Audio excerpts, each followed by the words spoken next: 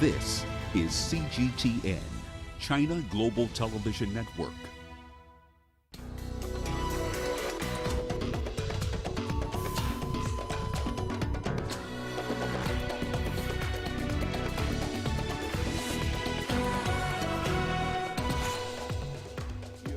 South African court rejects former President Zuma's bid to delay serving his 15-month sentence.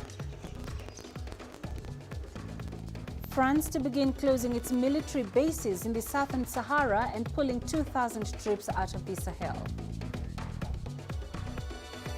And South Sudan's President Salva Kiir promises he will not return the country to war again.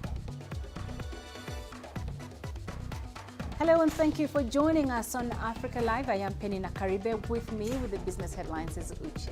Thank you, Peninah. And here's a look at what's coming up on Africa Live. Traders in Tunisia hope Libya's political stability will boost their opportunities. And Somalia partners with American payment service firm Visa as it moves to cashless transactions.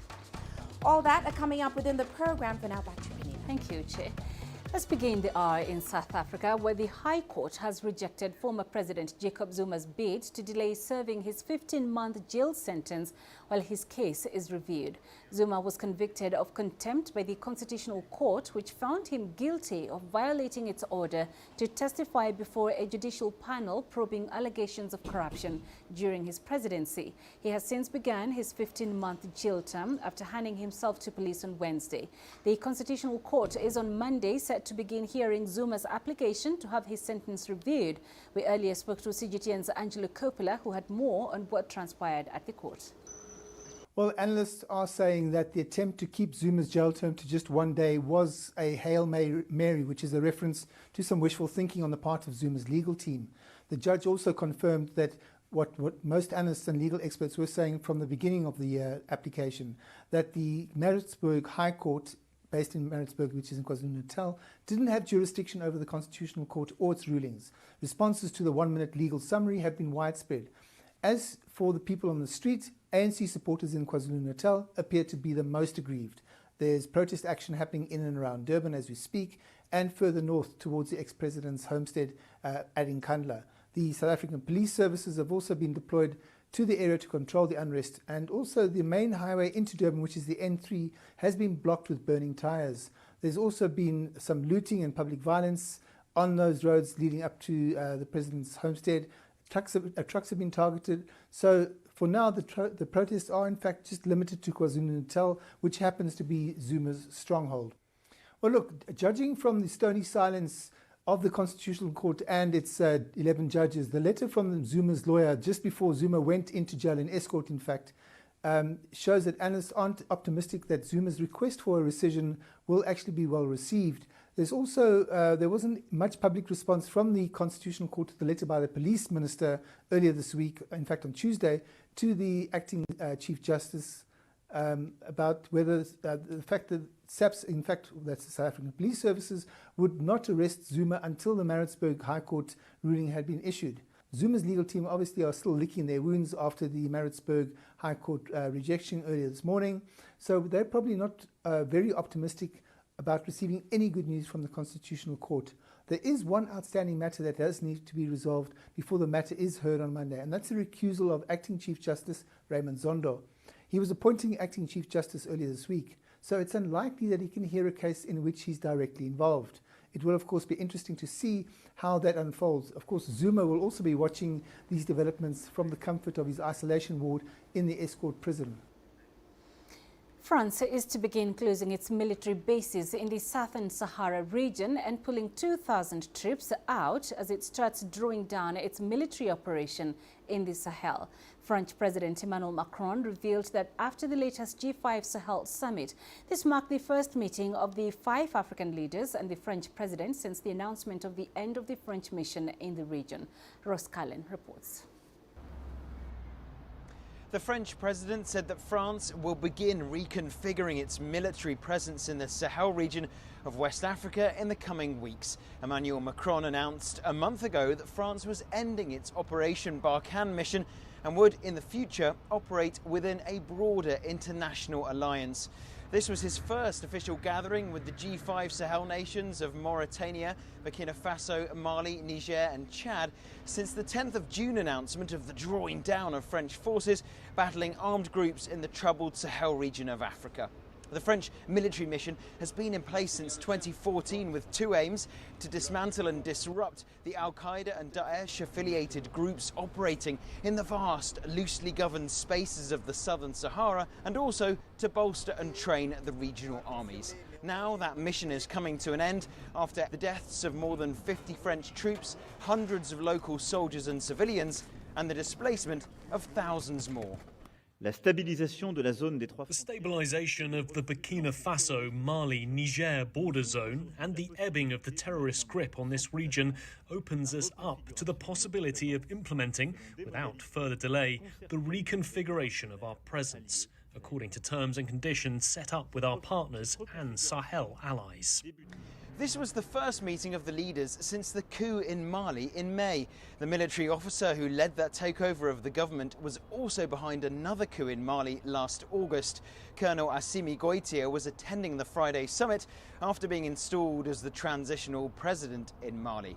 This was also the first time the presidents have met since the death of the former Chadian leader Idriss Déby in April from wounds sustained on the battlefield. Déby's son, Mahamat Idriss Déby, the 37-year-old general who is the acting president and head of the Transitional Military Council in Chad, was also in attendance at the G5 summit. Ross Cullen, CGTN, Paris. Earlier, we spoke to our correspondent Deji Badmas in Lagos, Nigeria, on the first changing political and security environment in the Sahel. There's just no way the G5 as a body now would be able to deal with this. And then as a security force, the G5 Sahel force would definitely not be able to deal with a challenging security situation in the Sahel. And that is why everyone is worried that France has decided that it's going to cut down on its troops in the Sahel. Of course, there is another force that is coming. That's the Takuba force.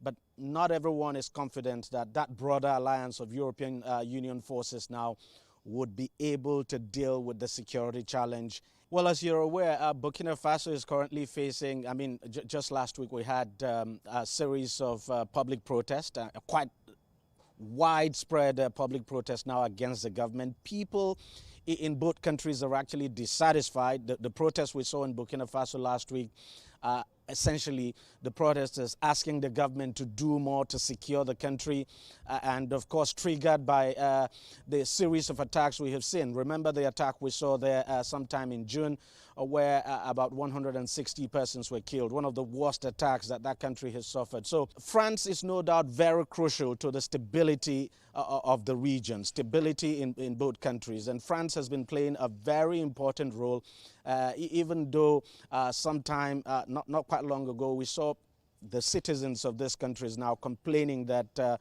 despite the presence of French forces, attacks continue to happen. But the truth is that, look, without the presence of these French forces, things might have even gotten worse. But, you know, it's a very terrible situation for both countries, not just both countries now, Burkina Faso and Mali, but for the entire region. And it's a reason everyone is concerned, because the spillover effect this could have, if jihadis continue to run amok in this region, the spillover effect it could have on the continent, especially the West African sub-region, can be best imagined. At least 52 people have died and 50 others injured in Bangladesh after a fire tore through a food factory on the outskirts of the capital, Dhaka. Police say several victims were trapped and forced to jump from the upper floors. 5 fire incidents have increased in Bangladesh in recent decades. In 2019, 70 people died in an apartment fire due to illegally stored chemicals. The United States has added 34 entities to its economic blacklist. These include 14 Chinese companies that are sanctioned over alleged human rights abuses in Xinjiang. 5 Chinese companies and entities were also blacklisted last month for the same reason. One of them is a Xinjiang company accused of forced labor. The U.S. Commerce Department has ordered a ban on imports of a key solar panel material from the company. China has repeatedly denied the allegations as lies. The so-called U.S. Entity List is a tool to suppress certain Chinese enterprises and industries under the guise of human rights. It is also what the U.S. uses to destabilize Xinjiang and hold back China's development. China is firmly opposed to that and will take all necessary measures to safeguard the legitimate rights and interests of Chinese companies and foil U.S. attempts to interfere in China's internal affairs. Haitian police say a 28-member hit squad made up of Americans and Colombians were behind the assassination of President Jovenel Moïse. Thursday's attack on Moïse's private residence in Port-au-Prince has plunged the nation into political chaos. Earlier, we talked to Wildlaw Meroncourt, the chief editor of the Ayuba Post in Port-au-Prince. This assassination started the power struggle, which is coming as a crisis on top of several other crises we had in this country. Remember, 2 days before the president was assassinated, his prime minister resigned to give his position to a new prime minister. The prime minister who resigned is Claude Joseph. He is now in charge of the government. The prime minister, the new prime minister, his name is Ariel Henry, and he was in the process of putting together his cabinet when the president was assassinated. And he is now saying, you know, I am the real prime minister. I am the one who is supposed to run the country. And you have the international community right now who are sending messages that are somewhat infuriating to the political class, to a large swath of the political class right now. Because what they are saying is Claude Joseph should stay in power all the way until we have elections in this country. But the problem is, if you talk to human rights organizations, if you talk to grassroots civil society organization, what they will tell you is having election right now in Haiti is practically insane.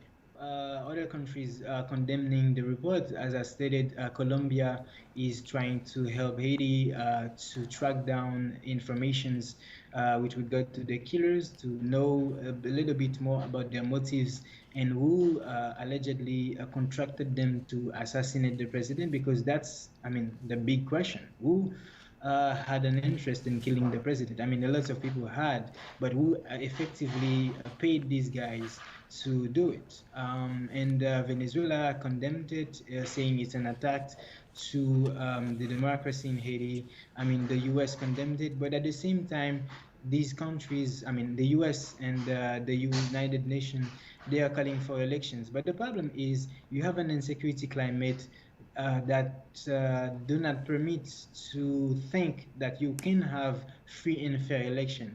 The large swath of the country is being controlled by gangs, and these gangs are so powerful that they are more armed than the police officers. So how can you have an election, a free and fair election, in a situation like that?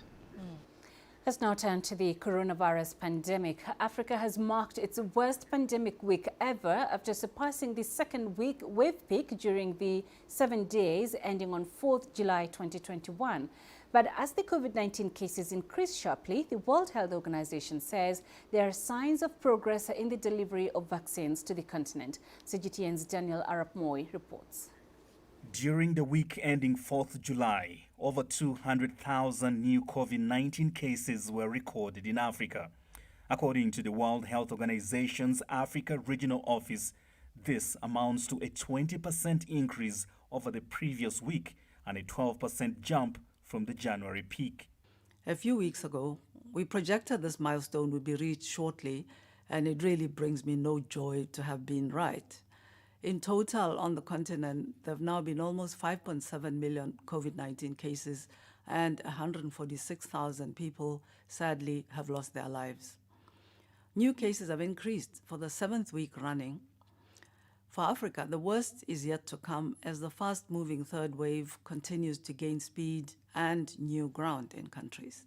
16 African countries are said to be in resurgence, with Malawi and Senegal added to that list this week.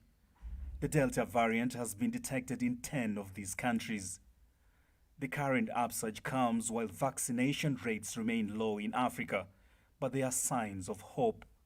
After coming to a virtual halt in early June, Vaccine shipments are gathering momentum. In the last 2 weeks, more than 1.6 million doses have been delivered to Africa through the COVAX facility. The WHO says COVAX partners are working around the clock to secure more doses. Dose sharing is expected to ensure that the most vulnerable Africans get inoculated. So far, 66 million doses have been delivered to Africa, including 40 million doses secured through bilateral deals. Daniel Arab Moi, CGTN, Nairobi, Kenya. This is Africa Live. Let's take a short break. Coming up. The East African community, 21 years on, will look at the progress and what remains to be done. I try to not let it affect me, but there are days when it does. I'm a human being, and to see patients in a hospital bed and their family members are not there, there's no one there to hold their hand, that human touch, you know?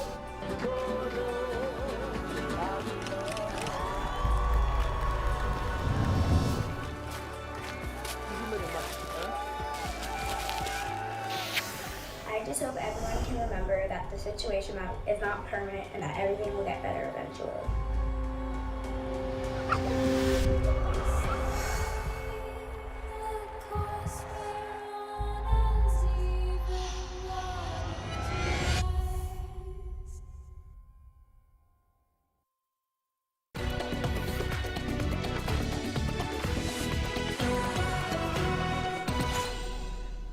South Sudan's President Salva Kiir pledged Friday he would not return the country to war in a speech marking 10 troubled years of independence.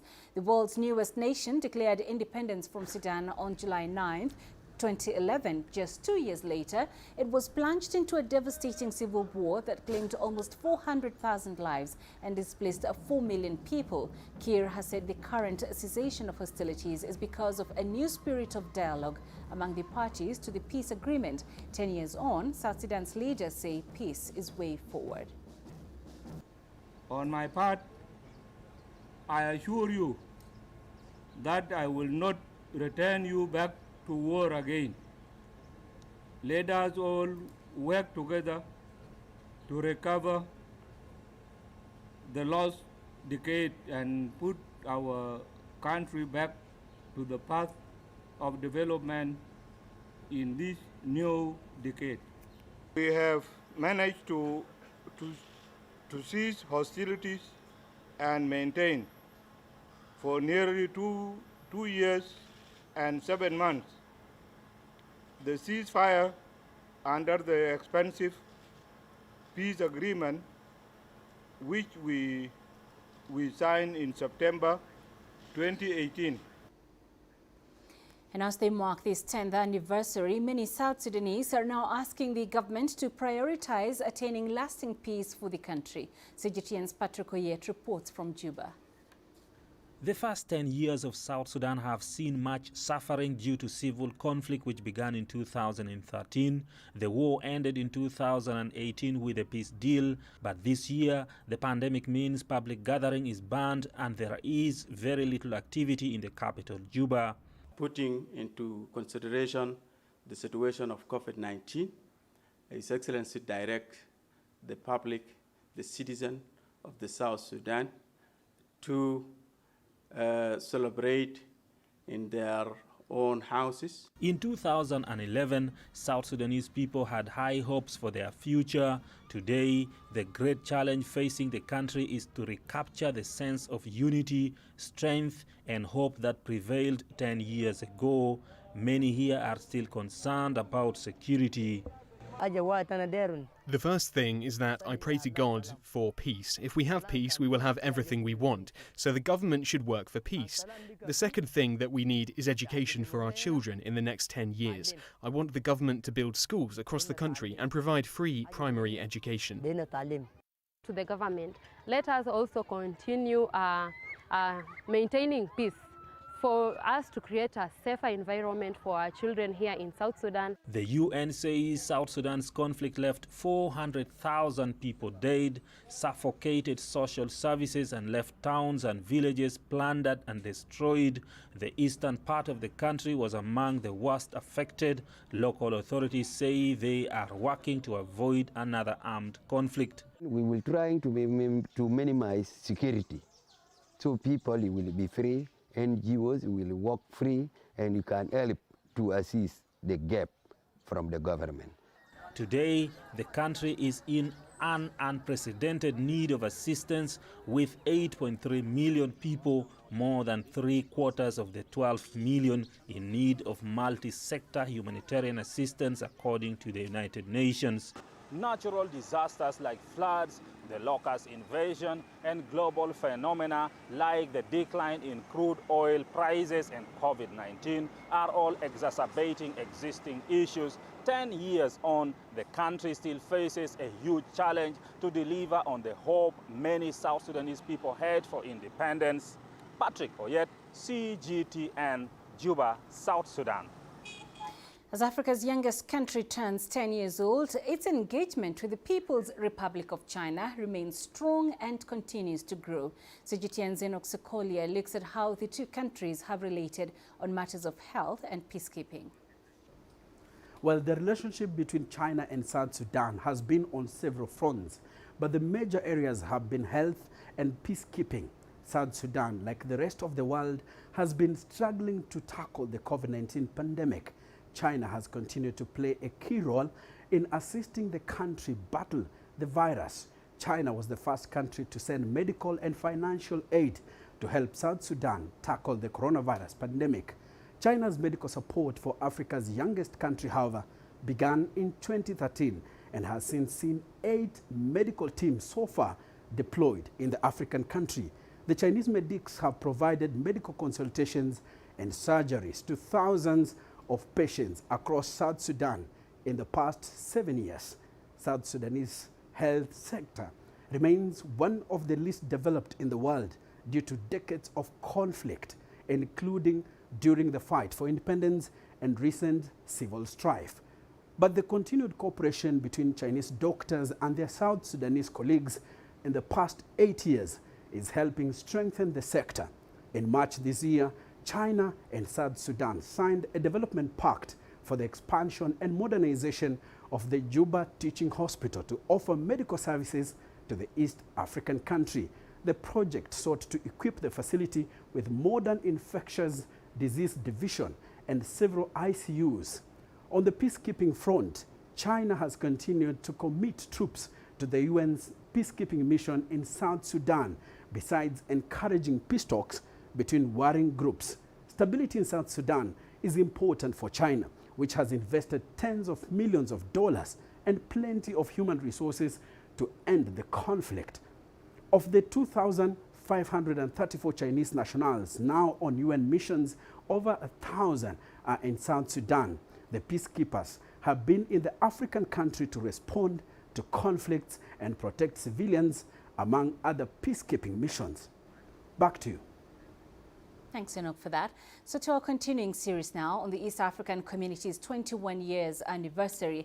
It has been a long journey filled with hopes and dreams as more than 183 million East Africans wait for the realization of this federation, which is the biggest dream in the region's history. Robert Nagila takes us through what exactly the regional bloc hoped for at the beginning and how much has been achieved. Established 21 years ago by Kenya, Uganda, and Tanzania, the East African community has grown in leaps and bounds. In November 1999, the three countries signed a treaty establishing the community, which came into force in July 2000. The revival was really an admission we made a mistake. And since we made a mistake, can we correct it? The mistake was the dissolution of the East African community in 1977 following disagreements among partner states. In the last 14 years, the EAC's membership has grown. In 2007, Rwanda and Burundi became members, with South Sudan joining the community in 2016. At present, the ESC has a population of about 177 million people, with a combined GDP of $193 billion. Despite several hitches over the years, a lot has been achieved. In 2001, the East African Legislative Assembly and the East African Court of Justice were inaugurated. 4 years later, in 2005, the EAC Customs Union became operational, and in 2010, the EAC Common Market Protocol came into force. They made progress towards having a customs union, although it has its own challenges. It's still not fully operating as a customs union, but you can have goods moving duty-free, quota-free within the region, and so there is a free trade area working. Other milestones include a protocol for the establishment of a monetary union set to come into force in 2023, and the first tracking of a process towards a federation. These, together with a customs union and a common market, make up the 4 pillars that the union's foundations are based on. The latest country seeking to join the East African community is the Democratic Republic of Congo. And if admitted on paper at least, that would make the East African community one of the largest economic blocs on the continent. Robert Nakila, CGTN, Nairobi, Kenya. And we spoke to the Secretary General of the East African Community, Dr. Peter Mathuki, on the EAC integration process and the highlights of the journey 21 years later. The treaty establishing the East African Community says it's a people-centered, of course, private sector-led. And the idea and what we try to achieve is to ensure the community is always closer to the people, and the people of East Africa feel the benefits of the community. And that is why when I started my assignment the last, couple of weeks, I had to start visiting the partner states and interacting with the heads of states who are members of the summit to pick their thinking and vision, and also align their vision and thinking with my thinking, so that in the next 5 years of my tenure, we ensure that this community indeed serves the people of East Africa as expected and is enshrined in the treaty establishing the East African Community. True, 21 years down the line, the community has been with us. We've been seeing some laws, apps of the community, but at the end of the day, it remains a community of the people. We must appreciate that obviously challenges have been there. We are at different levels of economic development. And that being the case, then it becomes a challenge to implement some policies uniformly. Secondly, it is still some countries not ready to implement some things at the same time. And that's why we are saying we still have some countries that are using national IDs to move, while others are in the process of preparing that process. And thirdly is the fact that, the use of passports, for example, in some partner states. And passport, is not a document that can be accessed by all the citizens, given that it's also expensive and the process of getting it. And therefore, these are the things we are still feeling that still remain a challenge. And that is why when we look at the treaty itself, it says people-centered, market-driven. Market-driven means the forces of demand and supply, and therefore it is about those who are able to compete. And for that to happen, I think becomes our responsibility as a secretariat to identify competitive advantage or comparative advantage for each of the partner states and see what is each of the partner states good at. And for example, if partner state A is good in this particular area, we all invest our energies to ensure that that particular partner state is good in this particular area, and we oscillate around it and make sure that they indeed make a comparative advantage. And so is country B, C, D to the last one. It's coming up to 1:30. You're watching Africa Live. Let's now catch up with the day's business news. Uche joins us with the latest. Thanks, Peninah. And coming up on Africa Live Biz. Traders in Tunisia hope Libya's political stability will boost their opportunities. And Somalia partners with American payment service firm Visa as it moves to cashless transactions. Africa is the nexus of enterprise, and global business will tell you why it matters. From the mega investment projects to multi-billion-dollar mergers and acquisitions. Africa today collects, just in terms of revenues from taxes alone, $545 billion a year. If you take 10% of that and you devote it to the energy sector, problem solved. All this on Global Business, weekdays at this time on CGTN.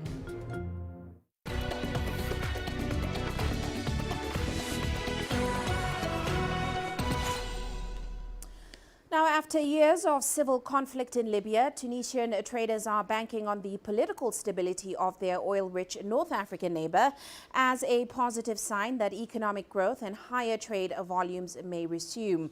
Now, United Nations study estimated that the Libyan crisis was responsible for 24% of the deceleration of economic growth in Tunisia, and that's between 2011 and 2015.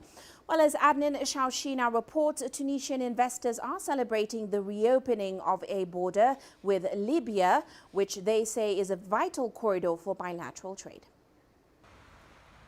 The Tunisian Minister of Industry, Energy and Mines has announced that Tunis and Tripoli aim to establish economic complementarity between the two countries. Tunisia and Libya agreed to develop new border crossings and border roads between the two North African states. Reopening the borders between Tunisia and Libya has been welcomed by the authorities and the people in the two countries. Together, we are resuming the normal pace of trade and economic exchange.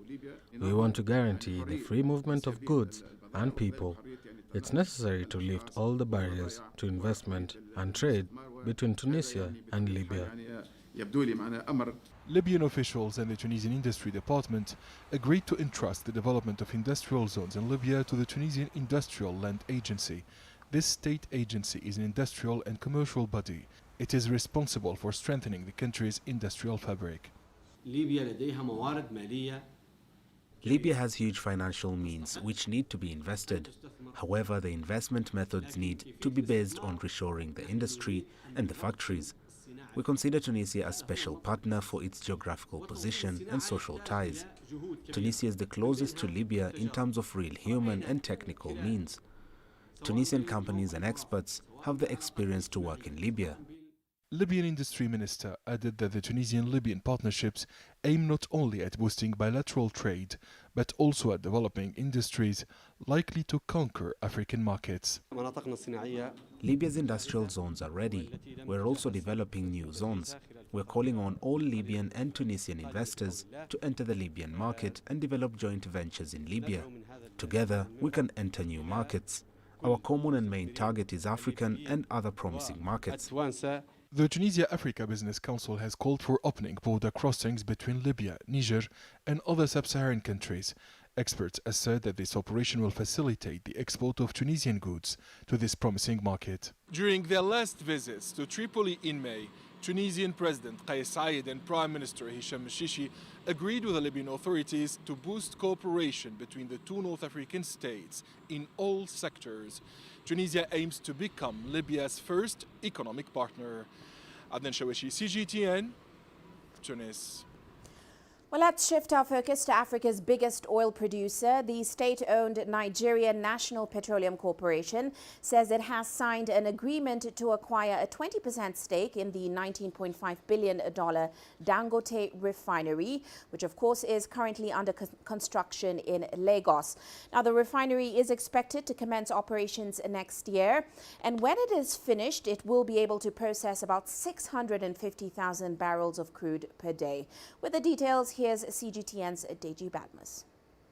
The NNPC has not disclosed exactly how much the 20% stake it plans to acquire in the 19 billion Dangote refinery would cost, but says it would be worth every penny put into the deal.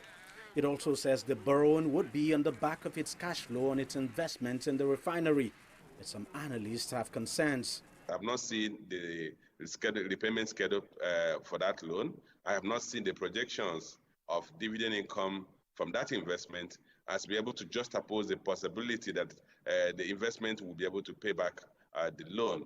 If the investment will not be able to pay back the loan, then it becomes a problem, because it simply means that the government has to look for funding from other sources to pay back that loan.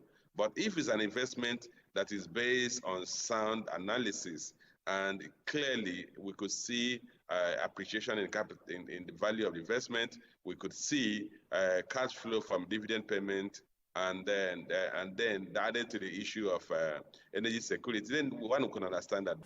Besides the issue of profit, the NNPC says its decision to acquire 20% stake in the refinery is based on government policy of acquiring equity stakes in any private refinery with a capacity in excess of 50,000 barrels a day for energy security.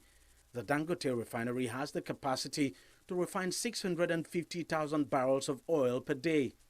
It's very important for the federal government to do what they're doing. I really and fully support it, because it's such a strategic investment. We don't want that investment to fail.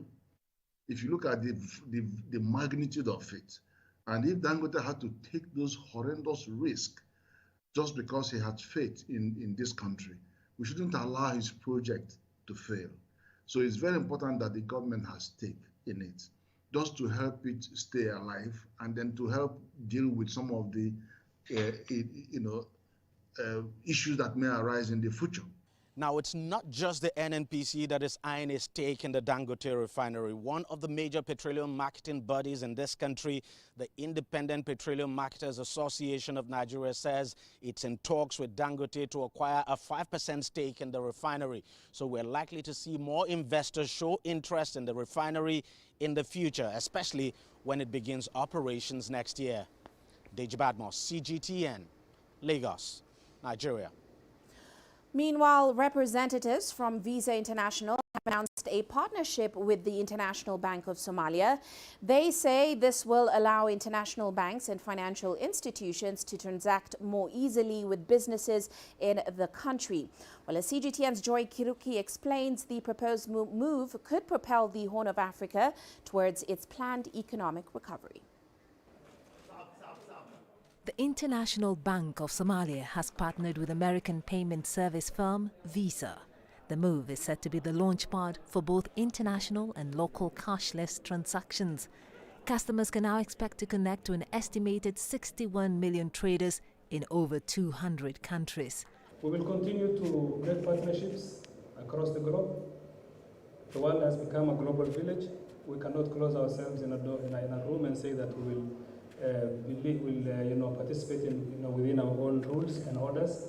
We have to stretch out our hands, work with like-minded multinationals, like-minded organizations to make sure that we bring convenient and innovative financial solutions to our people. The cards are also being promoted as a safer alternative to physical handling of cash during the ongoing global COVID-19 pandemic. Currently, Somalia's formal banking sector is experiencing strong growth in its customer base and innovative products. This comes as the country gets back in the good books of the International Monetary Fund, the World Bank, and other international financial institutions after 3 decades. There's a lot of new players coming on board now. 2 years ago, we had about 5 licensed banks. Today, we're talking about 13 licensed banks. So that goes to demonstrate the appetite that is there in the space.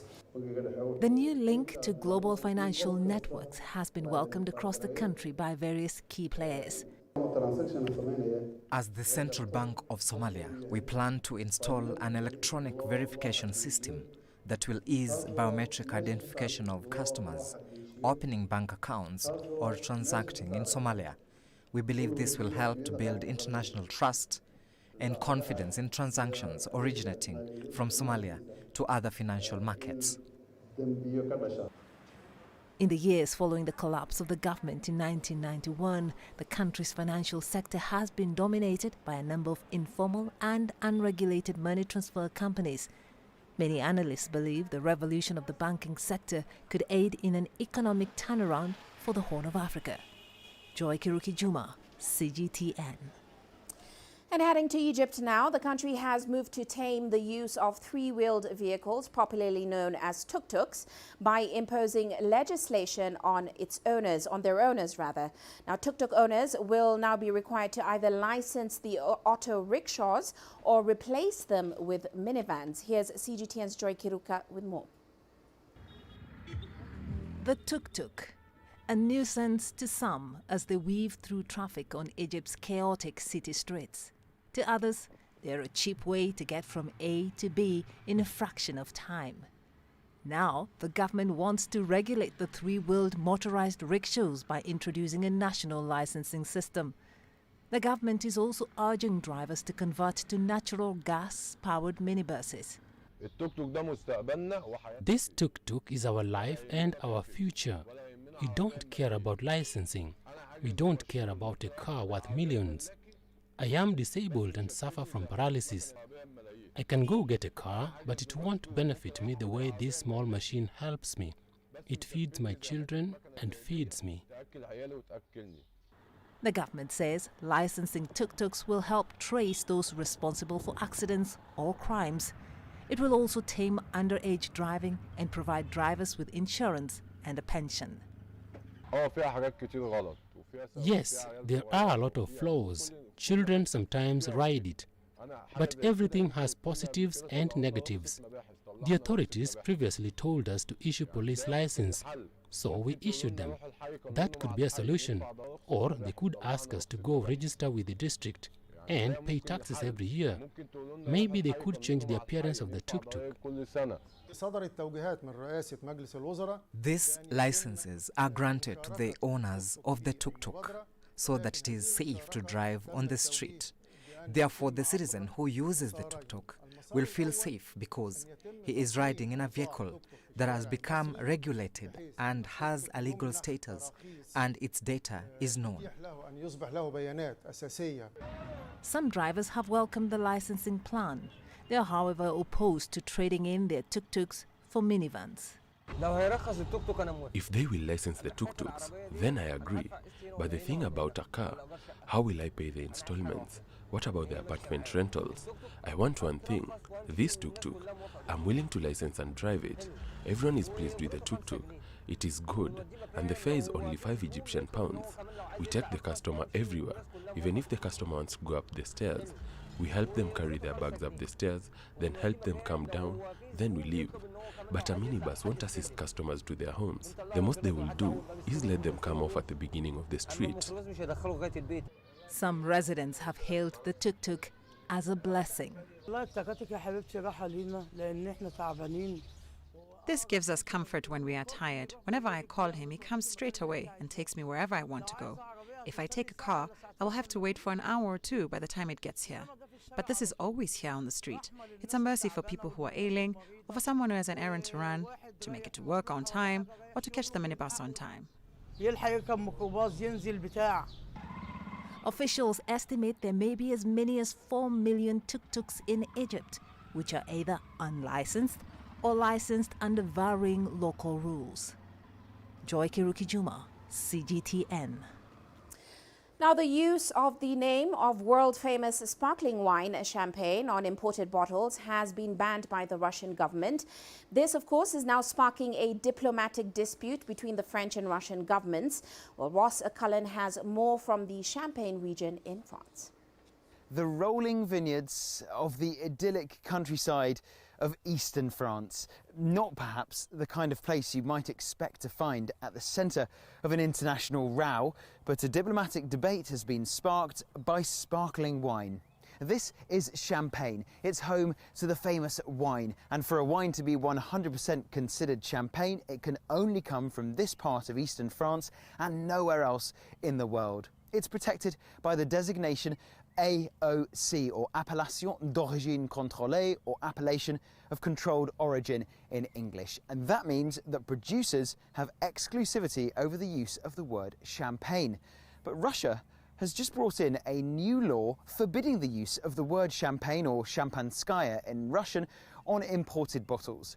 And Russia imports about 50 million litres of sparkling wine each year, and French champagne accounts for about 13% of that total. And speaking to the head of the Champagne Committee in this part of eastern France, he says that producers were shocked by this sudden announcement and are scrambling to try to resolve the dispute. It could end up at the World Trade Organization if Paris and Moscow don't manage to come up with a bilateral agreement. Now, Vladimir Putin, the Russian president, wants to support the local wine industry, but producers here say it's an attack on what should be a protected heritage product. Now, the French Foreign Minister has also weighed in, criticising this move by Moscow. Local wine producers in this part of France are already in discussion with the Russian authorities, and we expect more French government ministers to come to this region on Friday for urgent talks. Ross Cullen, CGTN, in the Champagne region of France. Well, that's all for now on Africa Live Biz, but coming up later on Global Business Africa, a South African court dismisses Jacob Zuma's bid to block his arrest for contempt of court in a corruption case. Of course, more on that coming up top of the hour. For now, back to you, Peninah. Thank you, Che. You're watching Africa Live. Coming up in sports. Britain's Mark Cavendish makes history by equaling the Tour de France stage win record. The great